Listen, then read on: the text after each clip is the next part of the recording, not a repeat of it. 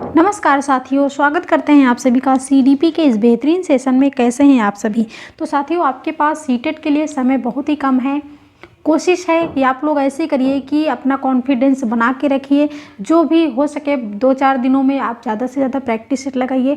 उन लोगों की वीडियो देखिए जिसकी आप पहले से वॉच करते हैं, जिससे कि आप लोगों को कॉन्फिडेंस बना रहे। अगर आप इधर उधर बहकते हैं और लोगों की बहुत सारी वीडियो देखते हैं तो उससे आप भ्रमित होंगे। ठीक है, तो कॉन्फिडेंस सबसे ज़रूरी होता है कि कॉन्फिडेंस आप बना के रखिए, ओवर कॉन्फिडेंस नहीं, कॉन्फिडेंस। तो चलिए क्लास को स्टार्ट करते हैं। सीडीपी के यहाँ पर हमने 30 प्रश्न लिए हैं जो आपके प्रीवियस ईयर के क्वेश्चन है। तो चलिए क्लास को स्टार्ट करते हैं। आज का अपना पहला प्रश्न है कि अभिकथन ए कह रहा है। ये प्रश्न आपका अभिकथन और कारण, यानी कि ऐसे प्रश्न आपके सीटेट एग्जाम में पेपर फर्स्ट में पूछा जाता है और पेपर सेकंड में पूछा जाता है। तो हमने इसलिए मेरा इसका मुख्य उद्देश्य ये है कि ये ऐसा प्रश्न जो आपके सीडीपी पेपर फर्स्ट और सेकंड दोनों में आता है तो दोनों में काम करे, इसलिए हमने यहाँ पर तालमेल बैठा के प्रश्नों को लिया है। तो देखिए, अभिकथन ए क्या कह रहा है कि शिक्षकों को सभी बच्चों के अर्थपूर्ण सीखने के लिए अधिगम के विविध मौके मुहैया कराने चाहिए। इसका कहने का मतलब शिक्षकों को ये चाहिए कि बच्चों के अर्थपूर्ण सीखने के लिए अधिगम के विविध मौके और मुहैया कराने चाहिए। तो तर्क क्या कह रहा है कि कारण है कि सभी बच्चों में सीखने की क्षमता होती है। ठीक है, सभी बच्चों में सीखने की क्षमता होती है और शिक्षकों को चाहिए कि बच्चों में सीखने के लिए अधिगम के विविध प्रकार के मौके और मुहैया करवाएं, है ना। तो यहाँ पर भी देखिए भाई क्या सही होगा। तो सही विकल्प चुनना है। ए और आर दोनों सही है और आर की सही व्याख्या करता है ए। ठीक है, बी है ए और आर दोनों सही है लेकिन आर की सही व्याख्या नहीं है। तो देखिए, सभी बच्चों में सीखने की क्षमता होती है, आपका आर भी सही है, और शिक्षकों को सही बच्चों के अर्थपूर्ण सीखने के लिए अधिगम विविध मौके मुहैया कराने चाहिए, ए भी सही है। तो इसका मतलब ए और बी दोनों सही है। तो अब आप यहाँ देखिए कौन सा सही है भाई। तो सही है लेकिन आर गलत है। ठीक है, तो यानी कि सी और डी तो कट जाएगा। अब आपको देखना है ए और बी में क्या सही है। तो यहाँ पर नहीं है, इसका मतलब ए भी गया। ए ऑप्शन आपका सही हो जाता है। ए ऑप्शन आपका सही हो जाता है कि ए और आर दोनों सही है और आर सही व्याख्या करता है ए के। तो ए इतना कठिन नहीं है, इतना कठिन नहीं है जितना कि आप लोग को लगता है। अभिकथन और कारण से जब प्रश्न आता है तो आपको लगता है कि ये सबसे ज़्यादा कठिन है, लेकिन ये सबसे ज़्यादा आसान है। अगर आप इसको आसान बनाएंगे तो आपने बहुत सारे पेडागोजी के प्रश्न देखे होंगे और पेडागोजी के प्रश्नों पर आधारित आपको ये अभिकथन देखने को मिलता है। ठीक, प्रश्न 2 है कि एक शिक्षिका अपने विद्यार्थियों को अभिसंज्ञानात्मक कौशल विकसित करने में मदद करना चाहती है। कैसा कौशल? तो अधिसंज्ञानात्मक। आप कह सकते हैं कि एक शिक्षिका अपने विद्यार्थियों को संज्ञानात्मक कौशल विकसित करने में मदद करना चाहती है। निम्नलिखित में से कौन सी रणनीति सबसे प्रभावी होगी? ऐसा क्या करे वो जिससे बच्चों में संज्ञानात्मक कौशल विकसित कर सके? तो देखिए, विद्यार्थियों को अभिप्रेरित करने के लिए लगातार ग्रेड और पुष्टि प्रदान करें।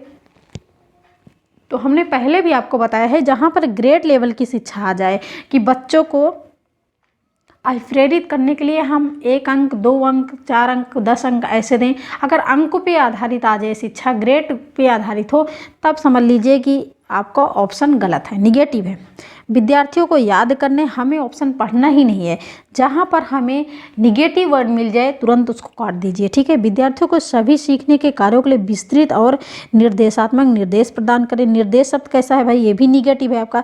विद्यार्थियों को प्रोत्साहित करना कि वह स्वयं अपने अधिगम पर चिंतन करे और अपनी प्रगति का मूल्यांकन करे, इसलिए डी ऑप्शन सही हो जाएगा। पेडागोजी में सबसे ज़्यादा आसान है कि आपको टैग वर्ड बहुत ज़्यादा, आपका 90% आपके टैग वर्ड काम करते हैं। प्रश्न नंबर 3 है कि एक समावेशी कक्षा में किस पर जोर होना चाहिए? एक समावेशी कक्षा में किस पर जोर होना चाहिए? हर बच्चे के सामर्थ्य को अधिकतम करने के लिए अवसर प्रदान करने पे, प्रदर्शन अभिमुखी लक्ष्यों पर, या फिर अविधि समरूपी निर्देशों पर, या फिर सामाजिक पहचान के आधार पर छात्रों के अलगाव। ये अलगाव शब्द भाई कैसा है? अलगाव शब्द तो सबसे ज़्यादा निगेटिव है ना, कि आप उनके सामाजिक पहचान के आधार पर उनका अलग कर दीजिए कि ऐसे पृष्ठभूमि से आते हैं, ऐसे वर्ग के आते हैं, ऐसे पृष्ठभूमि के। तो अलगाव सबसे बड़ा, सबसे जो पॉजिटिव है आपका हो जाएगा ए ऑप्शन, कि हर बच्चे के सामर्थ्य को देखते हुए अधिकतम उनको अवसर प्रदान करो। ठीक है, प्रश्न नंबर 4 है कि अभिकथन से प्रश्न है कि बच्चे भाषा को सीखने के लिए आनुवांशिक रूप से प्रवृत्त होते हैं। बिल्कुल सही। एवं पर्यावरण इसमें कोई भूमिका नहीं निभाता। तो देखिए, पर्यावरण और वातावरण एक दूसरे से संबंध रखते हैं, ठीक है। हम जो भी कुछ सीखते हैं वो हेरिडिटी और इन्वायरमेंट के द्वारा सीखते हैं। तो यहाँ पर एक तरफ तो पॉजिटिव कह रहा है, लेकिन दूसरी तरफ क्या कह रहा है, तो निगेटिव कह रहा है।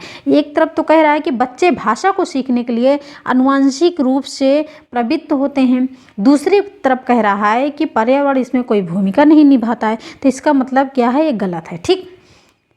कारण क्या है, भाषाई विकास केवल आनुवांशिकता का ही उत्पाद है। तो भाषाई विकास बताइए आनुवांशिकता का ही क्या कहते हैं उत्पाद है, या फिर इसमें वातावरण का भी भूमिका है भाई। तो यहाँ पर समझ लीजिए कि आर भी गलत है, ठीक। जहाँ केवल आ जाए वो समझ लीजिए अभिकथन गलत है। तो इसलिए यहाँ पर जब ए गलत है और आर दोनों गलत है, तो बताइए कौन सा विकल्प भाई सही हो जाएगा। तो ए सही, लेकिन आर गलत है। ए और आर दोनों गलत है, डी ऑप्शन सही हो जाएगा। ए और आर दोनों गलत है, यानी कि अभिकथन दोनों गलत है। यहाँ पर है कि ए और आर दोनों सही है। जब सही वाला हमें लेना ही नहीं है तो इसका मतलब काट देना है, डी ऑप्शन को हम ब्लॉक करते हैं। प्रश्न नंबर 5 है, अधिगम की अवप्रेरणा को किस प्रकार कायम रखा जा सकता है। अगर आप चाहते हो कि जो हम सीख रहे हों वो हमारा सीखना अप्रेरित रहे, तो इसको किस प्रकार से कायम रखा जा सकता है। यंत्रवत याद करने, बच्चे को दंड देने, प्रवीणता अभिमुखी लक्ष्यों पर जोर देकर, बच्चों को बहुत आसान क्रियाकलाप देकर। बताइए क्या, कैसे इसको भाई अधिगम की प्रेरणा को किस प्रकार कायम रखा जा सकता है। तो बच्चों को बहुत आसान क्रियाकलाप देकर जो है प्रेरणा उनकी जो है उसको कायम रखा जा सकता है। बताइए ये बहुत आसान जो है ये भी कैसा है। अगर आप चाहते हैं कोई चीज़ अप्रेरित रहे, इसलिए जो है क्वेश्चन में क्या करते हैं, बीच बीच में प्रश्नों को आसान प्रश्न लेते हैं जिससे आप लोग मोटिवेट होते रहें। अगर हम कठिन प्रश्नों का लेते जाएंगे तो अगर आप एक भी आंसर नहीं कर पाएंगे तो इससे आप क्या होंगे, डीमोटिवेट होंगे, ठीक है। तो बीच बीच में ऐसे प्रश्न लिए जाते हैं जिससे कि मोटिवेट होते रहें, है ना। तो यहाँ पर बच्चों को बहुत आसान क्रियाकलाप देकर बच्चों का जो प्रेरणा है उसको कायम रखा जा सकता है। प्रश्न नंबर 6, निम्न में से अध्यापन अधिगम का सबसे प्रभावी माध्यम कौन सा है। अनुकरण, नकल और दोहराना गलत, विषय वस्तु को यंत्रवत याद करना गलत, संकल्पनाओं के बीच संबंध खोजना, बिना विश्लेषण के अवलोकन करना। बिना शब्द कैसा भाई, निगेटिव है, सी ऑप्शन को लॉक करिए। प्रश्न नंबर 7 है, विकास के संदर्भ में निम्न में से कौन सा कथन सही है।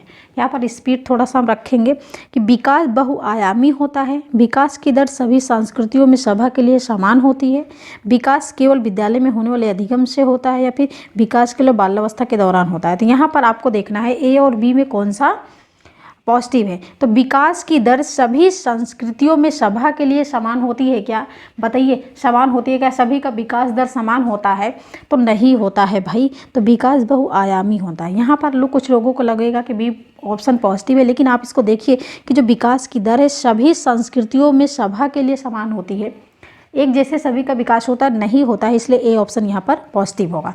प्रश्न नंबर 8 है कि बाल केंद्रित कक्षा वह है जिसमें, सिंपल सी बात है कि बाल केंद्रित कक्षा वह है जिसमें बालक को फर्स्ट प्रायोरिटी दी जाती है। तो बच्चों के व्यवहार को निर्देशित करने के लिए अध्यापक पुरस्कार और दंड, अध्यापक लचीला है, प्रत्येक बच्चे में व्यक्तिगत आवश्यकताओं को पूरा करता है, केवल वालों को काटिए, बच्चों कि उनकी क्षमता के वर्गीकृत करता है।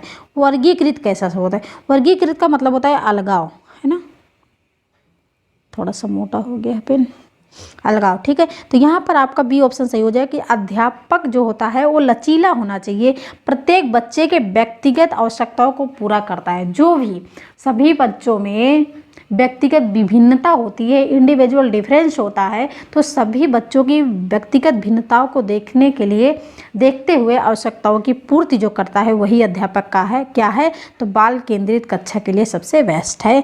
तो इसलिए वर्गीकृत वाला ऑप्शन भाई काट दीजिए।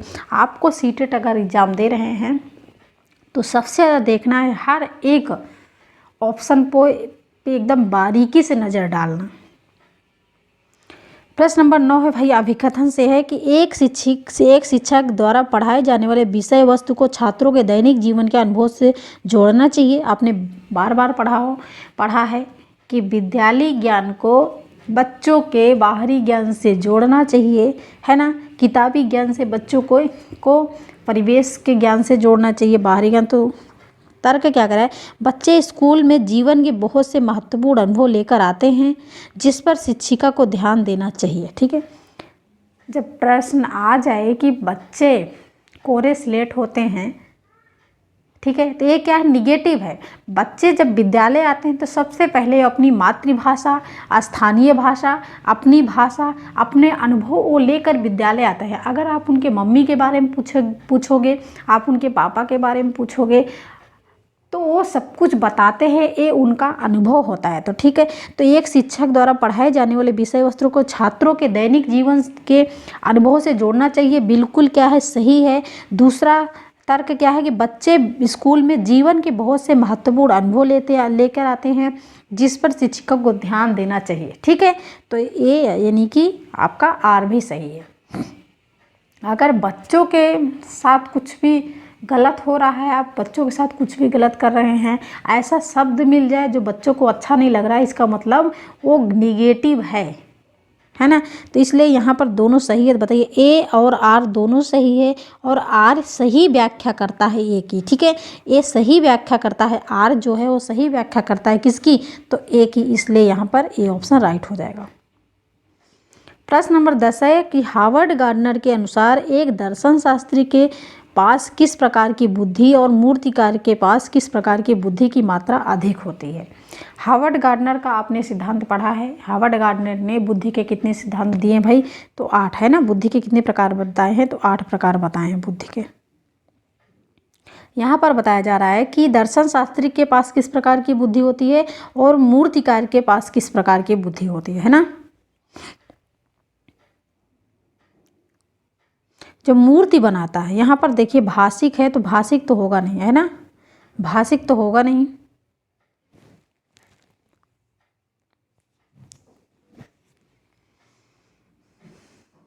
यहाँ पर देखिए दिक स्थान किस में है, दूसरा है ना आपका ना दिक स्थान, जो स्थान पर मूर्ति का मतलब बनाता है उसको दिक स्थान बोलते हैं। तो यहाँ पर देखिए आपको सी ऑप्शन यहाँ पर सही हो जाएगा, अंतः व्यक्ति दिक स्थान। यानी कि हार्वर्ड गार्डनर के अनुसार एक दर्शन शास्त्री के अंतः व्यक्ति और की प्रकार की बुद्धि और मूर्तिकार के पास दिक स्थान की बुद्धि की मात्रा अधिक होती है। ठीक है, अंतर्वैयक्तिक नहीं हो, अंतर्वैयक्तिक तो होता है जो दूसरों के बारे में कुछ बताता है, वो अंतर्वैयक्तिक होता है, इसलिए यहाँ पर सी ऑप्शन सही हो जाएगा। प्रश्न नंबर 11 है कि जन्म से किशोरावस्था तक बच्चों में विकास की किस क्रम में होता है। जन्म से लेकर किशोरावस्था तक बच्चों में विकास किस क्रम में होता है। अमूर्त, मूर्त, सांवेदिक, विभिन्न चरणों का निरीक्षण करना है और उन्हें चित्रित करना है। तो बी है सांवेदिक, मूर्त, अमूर्त। सी है अमूर्त, सांवेदिक, मूर्त, मूर्त, अमूर्त और सांवेदिक। तो पियाजे ने 4 अवस्थाएं बताई है। कौन सी? पहली अवस्था है संवेदीगामक अवस्था, है ना। दूसरा मूर्त संक्रियात्मक अवस्था, पूर्व संक्रियात्मक अवस्था। तीसरा मूर्त संक्रियात्मक अवस्था, और चौथा क्या है भाई? अमूर्त संक्रियात्मक अवस्था। अब बताइए,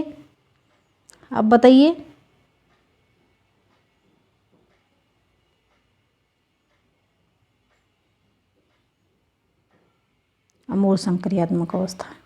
अब बताइए, क्रम से है और यहाँ पर आपको जो है किशोरावस्था तक बच्चों में विकास किस क्रम में होता है, क्रम से लगाना है। तो पहला आपका क्या होगा? संवेदिक। बताइए संवेदिक किस में है? तो संवेदिक किस में है बताइए? इसमें पहले नंबर पे संवेदिक जब है तो इसमें पहला नहीं है, डी ऑप्शन को काटिए। इसमें पहला नहीं है, इसको आप काटिए। ए में पहला नहीं है, इसको आप काटिए। आपका बी ऑप्शन है ना, पहला सांवेदिक गामक अवस्था। पूर्व जब नहीं है तो पूर्व की जगह तीसरे स्थान पे कौन सा है? मूर्त संक्रियात्मक अवस्था। और चौथा आपका अमूर्त, यानी कि बी ऑप्शन आपका सही हो जाता है। पियाजे ने संज्ञानात्मक विकास के चरण में 4 अवस्थाओं की बात की थी, संवेदी गामक अवस्था, पूर्व संक्रियात्मक अवस्था, मूर्त संक्रियात्मक और अमूर्त। प्रश्न नंबर 12 है कि एक प्रगतिशील कक्षा में व्यक्तिगत विभिन्नताओं को किस प्रकार देखा जाना चाहिए। व्यक्तिगत विभिन्नताओं को किस प्रकार दिखाना चाहिए। अध्यापन अध्ययन प्रक्रिया की परियोजना के लिए महत्वपूर्ण, अधिगम की प्रक्रिया में बाधा, अध्यापक के पक्ष पर असफलता, या फिर योग्यता आधारित समूह बनाने का मापदंड। तो यहाँ पर देखिए कौन सा भाई सही है, तो ए ऑप्शन सही है। जब क्वेश्चन पॉजिटिव हमें आंसर भी पॉजिटिव लगाना चाहिए। जब क्वेश्चन कह रहा है पॉजिटिव तो आंसर भी पॉजिटिव जाएगा, निगेटिव नहीं। मापदंड क्या होता है आपका, निगेटिव है। असफलता, अगर सफलता होता तब पॉजिटिव होता, असफलता इसका मतलब निगेटिव है। तो एक प्रगतिशील कक्षा में व्यक्तिगत विभिन्नताओं को अध्यापन अधिगम प्रक्रिया की परियोजना के लिए महत्वपूर्ण के रूप में देखा जाना चाहिए। प्रश्न नंबर 13, एक अध्यापिका को दिए गए किसी कार्य क्रियाकलाप होना चाहिए भाई, क्रियाकलाप।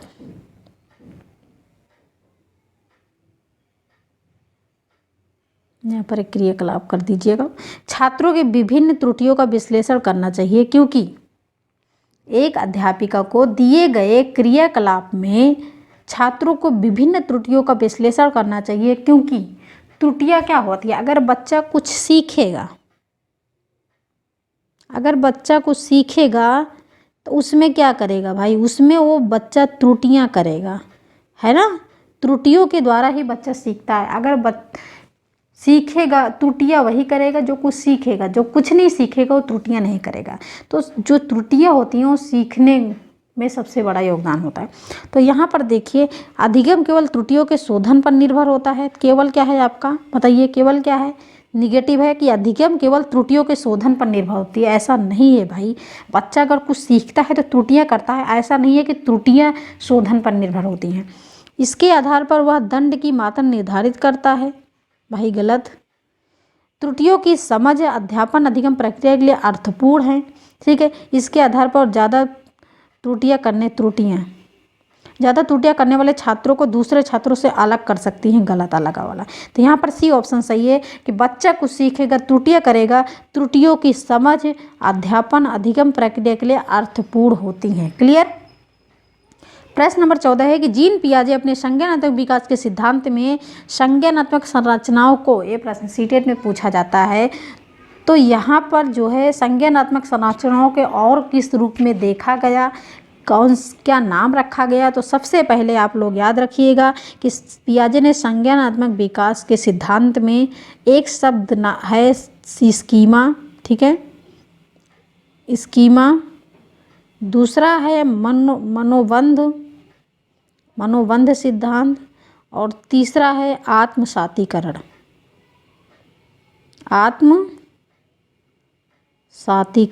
भाई लिख लीजिए आप लोग।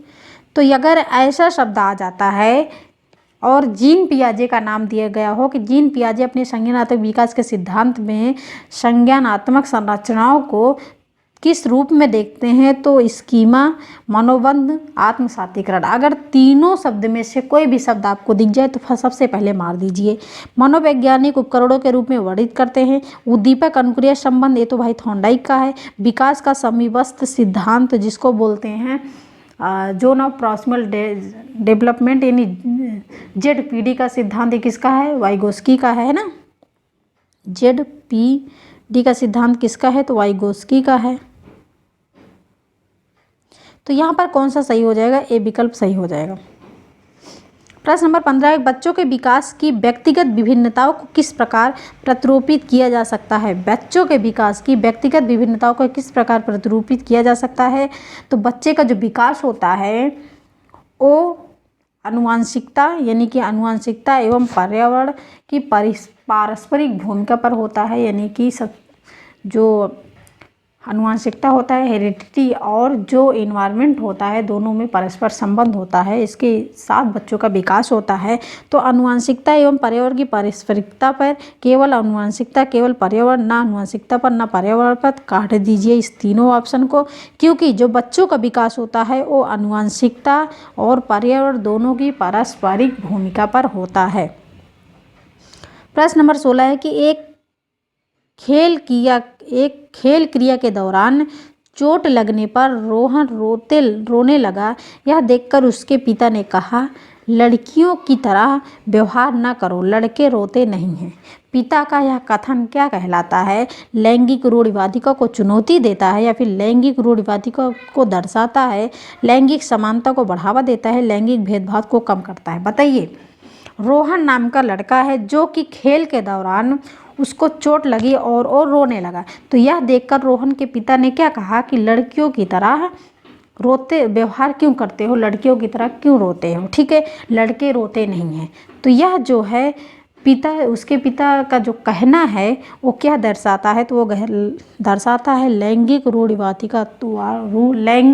रूढ़िवादिताओं को दर्शाता है। ठीक है, चुनौती देना नहीं होगा, यहाँ पर चुनौती नहीं दे रहा है, वो रूढ़िवादिताओं को दर्शाता है। अगर ऐसा क्वेश्चन आता है तो समझ लीजिए कि लैंगिक रूढ़िवादिता की बात कर रहा है। प्रश्न नंबर 17 है कि पठन वैकल्प बच्चों की पहचान किस प्रकार की जा सकती है? ये पठन वैकल्प जब प्रश्न आता है, पठन वैकल्प, तो लोग थोड़ा सा ऐसा लगता है कि पता नहीं कैसा प्रश्न। आज प्रश्नों का लेवल थोड़ा सा कठिन था, है ना? तो ऐसा लगता है कि पठन वैकल्प क्या है? तो पठन का मतलब भाई जो पढ़ने का इंग्लिश क्या होता है? रीडिंग। रीड मीन्स क्या होता है? पढ़ना। तो आप निकाल दीजिए इसको, है ना? रीडिंग। वैकल्प का मतलब क्या होता है कि जो पढ़ने में अक्षम हो, यानी कि जो पढ़ने में अक्षम हो। रीड का मतलब पढ़ना, जब पढ़ने में जो अक्षम होता है। रीडिंग डिसेबिलिटी की बात की जा रही है। रीडिंग डिसेबिलिटी बच्चों की पहचान किस प्रकार की जा सकती है? ठीक है, तो उसके पढ़ने और लिखने की कौशलता के विश्लेषण से उसकी जटिल और उच्च स्तरीय समस्याओं। तो सबसे सारा कुछ काट दीजिए आप, सब कुछ सारा विकल्प काट दिए, ए ऑप्शन को लॉक करिए कि पढ़ने और लिखने की जहाँ पर बात की जाए या फिर पढ़ने की बात की जाए वही ऑप्शन सही हो जाएगा, क्योंकि पठन वैकल्प रीडिंग डिसेबिलिटी की बात करता है ना। यहाँ पर देखिए सामाजिक और सांस्कृतिक है, यहाँ पर शारीरिक स्वास्थ्य है और यहाँ पर उच्च स्तरीय समस्याएं हैं, तो इसलिए ए ऑप्शन सही हो जाएगा। प्रश्न नंबर 18 है कि अध्यापकों को कक्षा में बहुभाषिकता को चाहिए। अगर बहुभाषी कक्षा होगी तो वो क्या किसका काम करेगी? तो एक संसाधन का काम करेगी। बताइए, तो एक व्यवस्थागत मुद्दा होगी या फिर एक रुकावट होगा, एक गुण और साधन? यानी कि सी विकल्प सही हो जाएगा कि जो बहुभाषिकता कक्षा होती है वो एक साधन का काम करती है। कक्षा कैसी होनी चाहिए? तो बहुभाषी होनी चाहिए, बहुत सी भाषाओं का ज्ञान होना चाहिए। प्रश्न नंबर 19 है, लेव वाइगोस्की का मानना था कि विकास प्रकृति में असतत है भाई, सीधे परिपक्वता के परिणाम से होता है, सीधे सामाजिक संपर्क के परिणाम से होता है, आनुवंशिक प्रोग्रामिंग का खुलासा है। तो आपने अच्छी तरह पढ़ा है लेव वाइगोस्की का सिद्धांत। सामाजिक सांस्कृतिक सिद्धांत किसने दिया? तो वाइगोस्की ने दिया।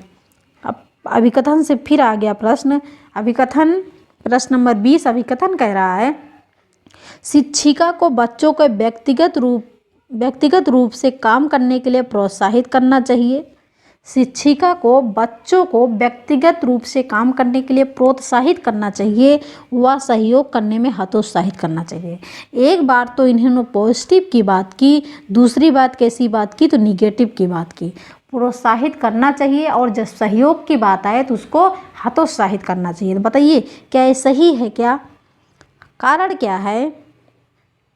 विविध शिक्षार्थियों वाली कक्षा में सहयोग एक अत्यधिक अप्रभावी रणनीति है। अगर यहाँ पर प्रभावी होता तब तो आपका पॉजिटिव होता, अप्रभावी है इसलिए कैसा है?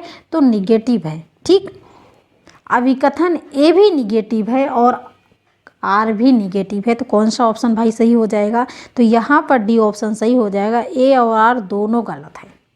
यहाँ पर एक जगह तो प्रोत्साहित की बात की गई, लेकिन दूसरी जगह ये भी तो देखिए हतोत्साहित की बात की जाए। जब काम करने की बारी आए तो बच्चों को प्रोत्साहित कर दो और जब सहयोग करने की बारी आए तो हतोत्साहित कर दो, ऐसा थोड़ी ना होता है। तो इसलिए यहाँ पर दोनों गलत हैं। प्रश्न नंबर 21 है, निम्नलिखित भाई होगा, निम्नलिखित कर दीजिए। निम्नलिखित में से कौन एनसीएफ 2005 का मार्गदर्शी सिद्धांत नहीं है?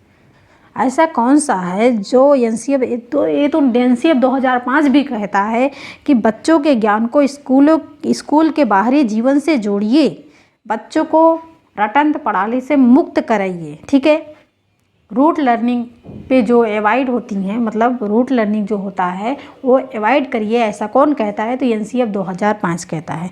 तो बच्चों को चौमुखी विकास के अवसर उपलब्ध कराए जाएं। तो यहाँ पर देखिए निम्नलिखित में से कौन एनसीएफ 2005 का मार्गदर्शी सिद्धांत नहीं है? निगेटिव के साथ आपको कैसा चाहिए? निगेटिव चाहिए। ज्ञान को स्कूल के बाहरी जीवन से जोड़ना कैसा है? पॉजिटिव है। पढ़ाई को रटंत प्रणाली से मुक्त करना, अगर आपने इतना ऑप्शन पढ़ा है कि पढ़ाई को रटंत प्रणाली से मुक्त करना, अगर मुक्त मतलब का मतलब क्या होता है कि परे हो, अंग्रेजी भाषा में शिक्षा, यही सी ऑप्शन क्या हो जाएगा? यही आपका निगेटिव है, यही आपका सही हो जाएगा।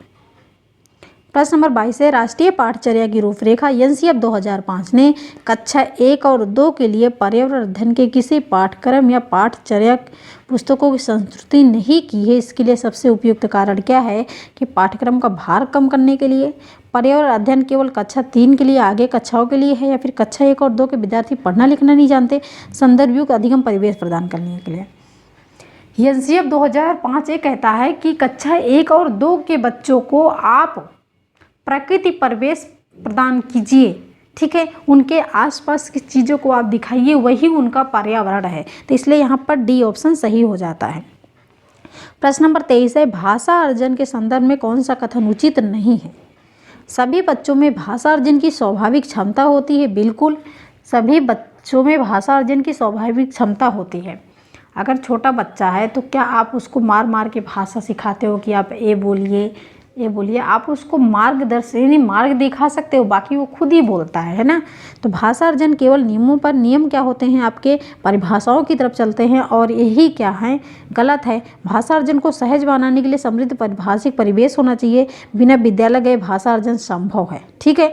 तो ये भी क्या है आपका? सही है। अगर आप विद्यालय नहीं भी जाते हो तो भाषा अर्जन संभव है। अगर 3 साल का बच्चा या फिर 4 साल का बच्चा अगर विद्यालय नहीं जाता है तो सबसे पहले वो जो भी भाषा सीखता है, अपनी मातृभाषा, अपनी स्थानीय भाषा, तो कहाँ सीखता है? अपने घर में ही तो सीखता है। तो इसलिए यहाँ पर डी भी सही है, सी सही है, ए सही है। लेकिन ये जो भाषा अर्जन केवल नियमों से ही सिखाया जा सकता है, यही क्या? गलत है, और हमें यही तो चाहिए। तो ये बी ऑप्शन सही हो जाएगा, है ना। बाकी सब पॉजिटिव है, बी ऑप्शन निगेटिव है, और हमें निगेटिव ही चाहिए कि भाषा अर्जन के संबंध में कौन सा कथन उचित नहीं है। तो यही भाई कथन उचित नहीं है कि भाषा अर्जन केवल नियमों से ही सिखाया जा सकता है। तो भाषा अर्जन नियमों से सिखाया नहीं जा सकता, यही तो चाहिए। प्रश्न नंबर 24 है, कक्षा 1 से 5 होना चाहिए। कक्षा 5 तक के बच्चों के लिए कितनी दूरी की सीमा में एक विद्यालय स्थापित किया जाएगा? स्थापित होना चाहिए, है ना, होना चाहिए, या फिर स्थापित किया जाएगा। तो किसकी बात की जा रही है? प्राइमरी लेवल की बात की जा रही है। 1 से 5 की बात की जा रही है, प्राथमिक स्तर की, है ना, प्राथमिक स्तर की। तो कक्षा 1 से 5 तक के बच्चों के लिए कितनी दूरी की सीमा में एक विद्यालय स्थापित किया जाएगा? बच्चा क्या है? छोटा है। 1 से 5 की बात की जा रही है। जब बच्चा छोटा है तो विद्यालय कितनी और कितने दूरी में होने चाहिए भाई? तो विद्यालय होने चाहिए 1 किलोमीटर में। कहाँ कितने? तो मतलब बच्चों के घर से विद्यालय 1 किलोमीटर में होने चाहिए प्राथमिक स्तर पर। क्लियर? प्रश्न नंबर 25 है, 24 चला 25 है। राष्ट्रीय शिक्षा नीति 2020 के अनुसार शिक्षा को यानी 2020 राष्ट्रीय शिक्षा नीति 2020 के अनुसार शिक्षा को केवल पूर्व आधारित विषय वस्तु पर केंद्रित होना चाहिए, समस्या समाधान पर केंद्रित होना चाहिए, अधिगमकर्ताओं में गहन चिंतन का विकास करना चाहिए, अन्वेषण निर्धारित खोज आधारित होना चाहिए। तो खोज आधारित या क्या है भाई? या आपका क्या है? पॉजिटिव है। चिंतन ये आपका पॉजिटिव है। समस्या समाधान केंद्रित होना ये आपका पॉजिटिव है। लेकिन ये ऑप्शन क्या है? केवल पूर्व आधारित विषय वस्तु पर केंद्रित होना चाहिए, यानी कि जो पहले के विषय वस्तु हैं वही होने चाहिए, उसमें कोई बदलाव नहीं होना चाहिए। अगर कोई स्थान भी होता है तो उसका सर्वे होता है, तो जो भी उसमें गलतियां होती है उसको देखा जाता है, उसके बाद उसमें बदलाव किया जाता है ना। तो टाइम को देखकर सारी चीज़ों में बदलाव होना चाहिए और ज़रूरी भी होता है। तो इसलिए यहाँ पर है कि केवल पूर्व निर्धारित विषय वस्तु पर केंद्रित होना चाहिए। कि जो पहले की पाठ्यक्रम है उसी पर केंद्रित होना चाहिए, तो नहीं। तो इसलिए यहाँ पर क्या है, ए ऑप्शन गलत है। बाकी दूसरा, तीसरा और चौथा सही है। बताइए, ए ऑप्शन यहाँ पर सही हो जाएगा, दूसरा, तीसरा और चौथा। प्रश्न नंबर 26 है, शिक्षा का अधिकार अधिनियम 2009 का सही और पूरा नाम क्या है?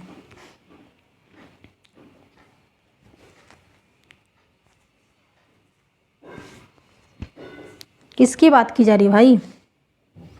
आरटी एक्ट की बात की जा रही है। आरटी एक्ट की बात की जा रही है कि जो आरटी एक्ट है इसका पूरा नाम क्या होता है? तो निःशुल्क और अनिवार्य शिक्षा का अधिकार अधिनियम, निःशुल्क और अनिवार्य शिक्षा का अधिकार अधिनियम 2010। 2010 को काट दिए, 2010 को काट दीजिए। अब ये तो होगा नहीं, निःशुल्क और अनिवार्य शिक्षा का अधिकार अधिनियम 2009 और निःशुल्क और अनिवार्य बाल शिक्षा का अधिकार अधिनियम 2009। बताइए कौन सा सही हो जाएगा? तो जो निःशुल्क और अनिवार्य शिक्षा प्रदान कर रहे हैं आरटी 2009 के तहत, वो किसके लिए है भाई? तो बालक के लिए ही तो है। बाल शिक्षा की बात की जा रही है, बाल अधिकार की बात की जा रही है, इसलिए डी ऑप्शन सही हो जाएगा कि निःशुल्क और अनिवार्य बाल शिक्षा का अधिकार अधिनियम 2009। ठीक, आरटी एक्ट 2009 की बात की जा रही है, इसका पूरा नाम ही यही है, निःशुल्क और अनिवार्य बाल शिक्षा का अधिकार अधिनियम 2009। अगर ऐसा आपको ऑप्शन दिखा है तो ये भी ऑप्शन आपका सही नहीं होगा, क्योंकि जो अधिकार की बात की जा रही है वो बालकों के बात की जा रही है। 6 से 14 वर्ष के सभी बालकों को निःशुल्क और अनिवार्य शिक्षा प्रदान की जाए, और जो दिव्यांग बच्चे हैं उनको 6 से 18 वर्ष के सभी बच्चों को अनिवार्य और निःशुल्क शिक्षा प्रदान की जाए। प्रश्न नंबर 27 है, राष्ट्रीय शिक्षा नीति 2020 के अनुसार आकलन के लिए अंतर्निहित सिद्धांत क्या होना चाहिए? किसकी बात की जा रही है? नीति 2020 के अनुसार आकलन के लिए अंतर्निहित सिद्धांत क्या होना चाहिए? कभी कभी आपको राष्ट्रीय शिक्षा नीति नहीं मिलेगा, यहाँ पर नीति 2020 मिलेगा और यहाँ पर आपको दिख रहा है राष्ट्रीय शिक्षा नीति। तो क्या होना चाहिए भाई? मुख्य रूप से रटने के कौशलों का परीक्षण होना चाहिए। रटना, ये रटना शब्द जो है रूट लर्निंग को एनसीएफ 2005 या नीति 2020 ये दोनों एवॉइड करते हैं। ठीक है, तो इसलिए ए भी ऑप्शन कट जाएगा। केवल विषय वस्तु, बिल्कुल गलत। सभी विद्यार्थियों को उनका सीखने और विकास का अनुकूलन, विद्यार्थियों को वर्ष के अंत में परीक्षाओं के माध्यम से केवल संज्ञानात्मक आयाम का आकलन करना है, गलत। केवल यहाँ है। ठीक है, सी ऑप्शन सही हो जाएगा। प्रश्न नंबर 28 है, राष्ट्रीय शिक्षा नीति 2020 किस उपागम के लिए शिक्षण शास्त्रीय बदलाव की अनुशंसा करती है? रचनावादी, व्यवहारवादी, रटने पर आधारित, अवधारणात्मक, खोजबीन, अधिगम के लिए आकलन, अधिगम के लिए आकलन, और अधिगम का आकलन सबसे जो बेस्ट है वो है खोजबीन आधारित अधिगम, ड्रिल और अभ्यास। ठीक है, सी ऑप्शन सबसे बेस्ट है। अगर आप चाहते हैं एनईपी 2020 देखना, एनसीएफ 2005 और आरटी एक्ट 2009, तो इसकी वीडियो यूट्यूब पे है, यहाँ आपको देखने को मिल जाएगी, है ना। हाँ, डिस्क्रिप्शन बॉक्स में भी मिल जाएगी। प्रश्न नंबर 29 है, भारतीय संविधान में निम्न में से किस अनुच्छेद के अनुसार 6 से 14 वर्ष के बालकों की शिक्षा एक मौलिक अधिकार है? तो अनुच्छेद यहाँ पर क्या हो जाएगा भाई? अनुच्छेद 21A में 6 से 14 वर्ष के बालकों के लिए शिक्षा जो है एक मौलिक अधिकार है। प्रश्न नंबर 30, निम्नलिखित में से कौन सा कथन आरटी एक्ट 2009 के बारे में गलत है ना? आशुमेलित है ना, इसका मतलब गलत है। गलत के साथ गलत। कक्षा 1 से 5 तक के विद्यालय जो होने चाहिए वो 1 किलोमीटर के दायरे में होंगे, बिल्कुल, अभी आपने पढ़ा। माता पिता की बाध्यता होगी बच्चों को प्रारंभिक शिक्षा प्रदान करें। प्रारंभिक विद्यालय में कक्षा 1 से 8 तक की शिक्षा आती है, बिल्कुल। धारा 12 के तहत निजी विद्यालयों में 25% सीट आरक्षित एवं दुर्बल वर्ग के लिए है, बिल्कुल सही है। तो यहाँ पर देखिए, अब आपको लगेगा यहाँ पर ऑप्शन कौन सा गलत है भाई, कौन सा गलत है? तो यहाँ पर देखिए, माता पिता की बाध्यता होगी बच्चों को प्रारंभिक शिक्षा प्रदान करें। ये जो बाध्यता शब्द है ये क्या है? तो यही तो आपका निगेटिव है ना, यही तो आपका निगेटिव है। माता पिता की बाध्यता नहीं होगी भाई, माता पिता का अधिकार है कि वो बच्चों को प्रारंभिक शिक्षा प्रदान करें, 1 से 8 तक की शिक्षा प्रदान करें। प्रारंभिक शिक्षा में आपकी 1 से 8 तक की शिक्षा आती है। हाँ, तो दोस्तों ये थे आज के 30 प्रश्न जो कि सीडीपी के थोड़ा सा हाई लेवल के प्रश्न थे। तो क्लास आपको कैसी लगी? अगर अच्छी लगी तो वीडियो को लाइक करना और चैनल को सब्सक्राइब जरूर करना, साथ ही बेल आइकन को प्रेस करना, जिससे डेली वीडियो को क्लास आपको मिलती रहे। और वीडियो को आप अपनी फ्रेंड्स के साथ शेयर करना, जिससे और भी लोग इस वीडियो को देखें। तो थैंक्स फॉर वॉचिंग वीडियो, जिससे साधना त्यागी एक्सपर्ट क्लासेस।